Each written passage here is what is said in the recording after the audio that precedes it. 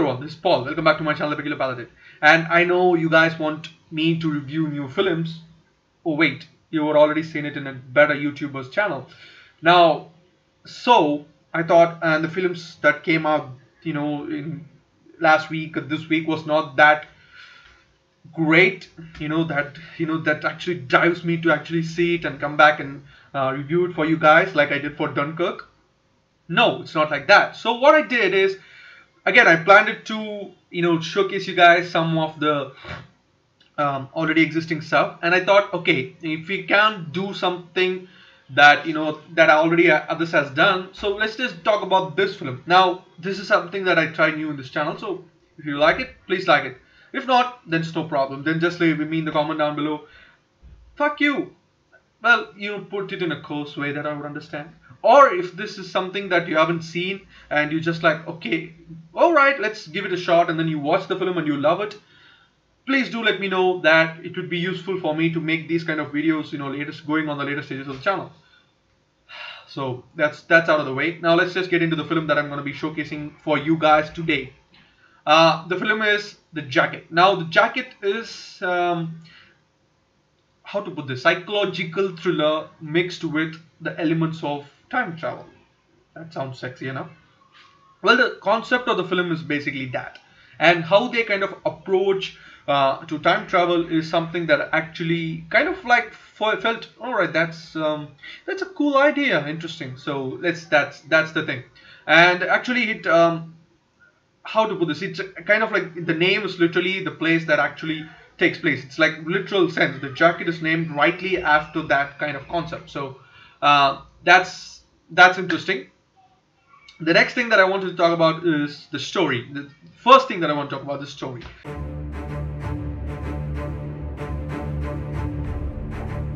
Well, a young soldier guy named as Jack, Jack Starks, will come out of the war with a PTSD and a slight showcasing of amnesia. He will be walking down on a street. He will meet a girl, and that girl will have a hard time because of her mother, who would be an addict to cigarettes, drinks, and drugs. So he will meet her. That will be kind of like introduction to you and the plot of the story, and then you will move on. He will be accused for a crime that he didn't commit, but they can't prove it because he has amnesia, and he can't get out of it because he has amnesia. So now that would be a tricky position, and people would forgive him because he was a war hero, but he has some mental issues, mental problems. But that would be brain tumor, so not tumor, brain issue. He would have some things in his brain that would not be explained perfectly, and just because of that, he will be thrown in an insane asylum where he will be left to rot.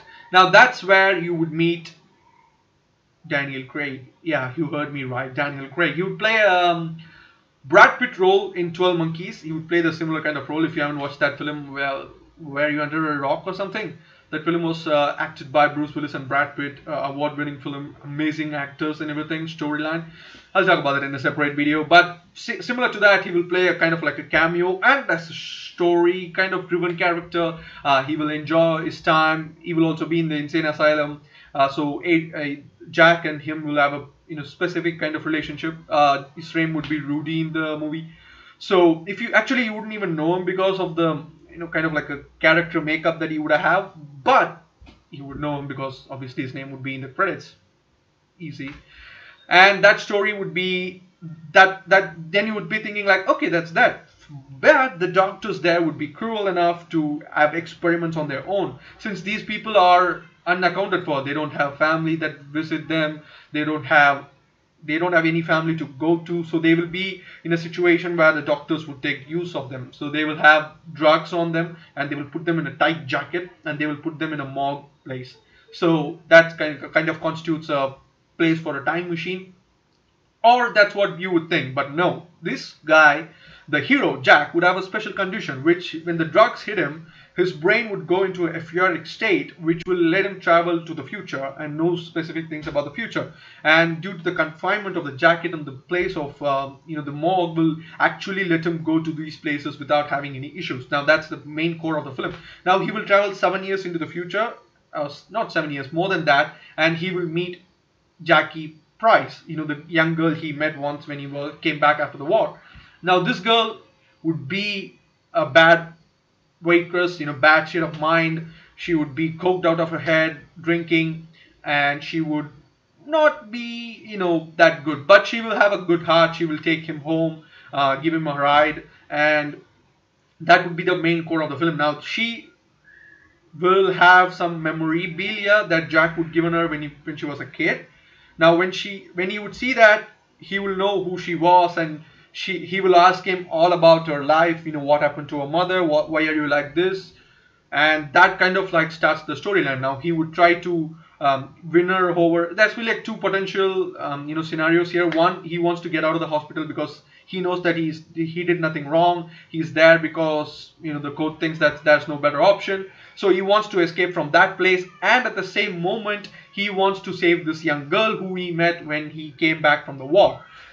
Will he do that? That's the whole point of the film that you have to watch. Now I can't explain that here, but his time traveling efforts would help him to achieve that role. One doctor would be cruel to put him on drugs and put him in that morgue, and the other doctor will be kind enough to let him travel through outside the hospital, and he would go and meet the mother, and he will be like, woman, listen to me, you are the problem, just don't drink, just don't smoke, you will die, and you will let your daughter be in a precarious position that she will not get away from. So he will give that in a form of a letter, and she will read it. And did her life change? Well, he would be thrown into that chair once again, but this time around he would have another injury from the hospital, so that would push him into a place of even more. So I think this point of staying there would be even more. So he will go there and he will see that Jackie has changed dramatically, but she will know who he is and kind of his role. So so they will have a conversation, in both the universes, and that will be like a common dialogue at the end of the film. That I think was a clever idea by the director. You gotta give hats off to that guy, and so awesome. Next thing is again, characters. Now the characters of the film again is three characters that you gotta be really looking forward to: Jack Starks, Jackie Price, and Rudy Mackenzie. And the two doctors, the one evil and the one kind of good.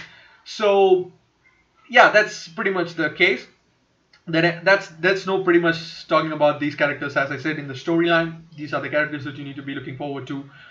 The cast and crew, now this is where everything gets nice.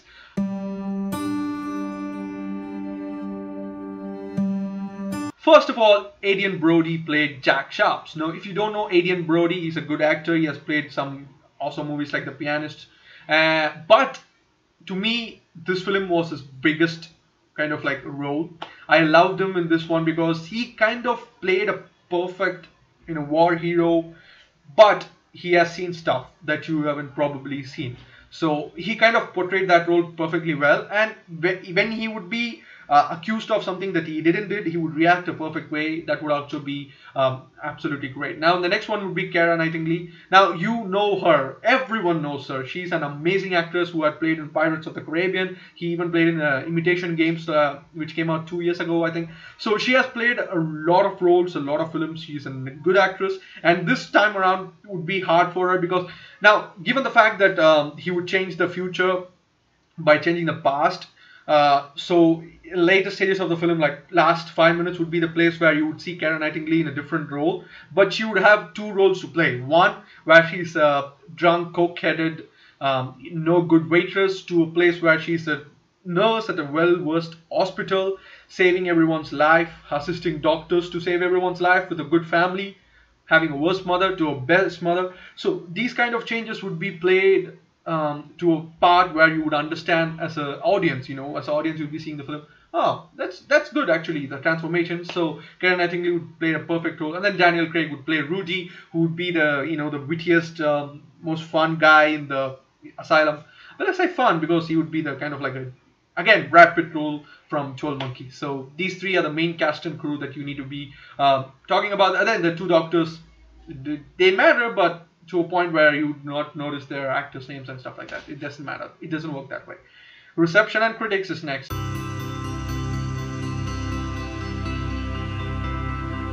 And well, let's say it was minimal sort of thing, a medium sort of thing. They didn't get enough punch in terms of like critical acclaim and so to get to the top or fan, yes, stuff like that. Awesome movie. Well, I kind of watched this film out of just I just found that film. Okay, when you are googling around and you find like, all right, just random films from 2005, and you will see this film played by Keira Knightley and Adrian Brody, and then you read the description on Wikipedia or IMDb, you're like, you're intrigued a little bit, and you will watch the film randomly. So if you are not random watcher, you will not be seeing this film on anything. So this film should not be in the random places. It should be there, up with the greatest. Now that's the reception that it got. Then that I think that it didn't deserve it. And it's like, again, it's not a great or it's not a worst. It's like it's right in the middle, but it's great to me. It's not worst as people think it is. So you need to give a film a chance, at least I think. Personal opinion. Well, the personal opinion actually comes in the fact that the film was good, but the film runtime is 103 minutes.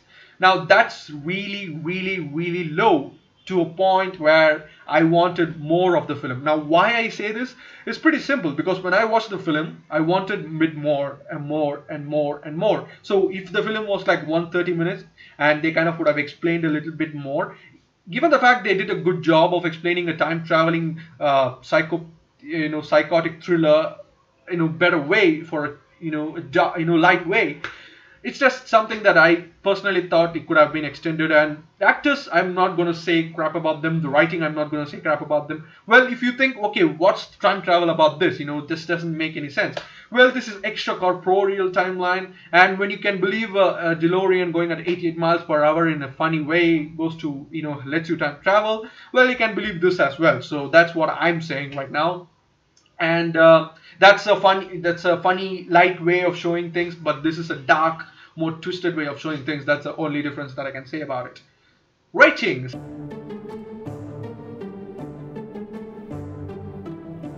Well, 8 out of 10. Well, that was anticlimactic now, wasn't it? Well, why I say this is because I love this film, but they should have extended the timeline. They should have just taken, when the pace of the film would be not all over the place, but it would be so fast, just like fifth gear right from the start. When you do that to the car, it's not going to work out, mate. First, second, third, fourth, fifth. If you take the film screenplay in that aspect, it would be really nice. But well, they tried kind of like future, present, fuck. But they kind of like when they explained the future thing, that would really be timing, because the doctors would push him out of there. So you can't do that forever. You can't be in extracorporeal state ever. So and the thing is, like, you need to understand that he's in the future, that he's seeing things, and these are the things that happen because of these things. So he has to win her trust. So the future part I can understand, but the present part they could have explained a little bit more. They could have shown the place of the insane asylum a little bit more. They showed enough, but not enough. That's my point, basically. So 8 out of 10 is fine. The critics have shown it 6, 7 out of 10. That's not fair. 8 out of 10 should be the place it should be.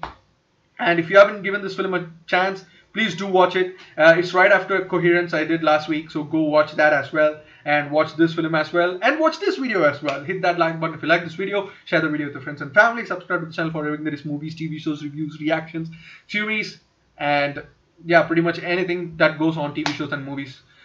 So, thank you guys. I'll see you on the next one. Bye.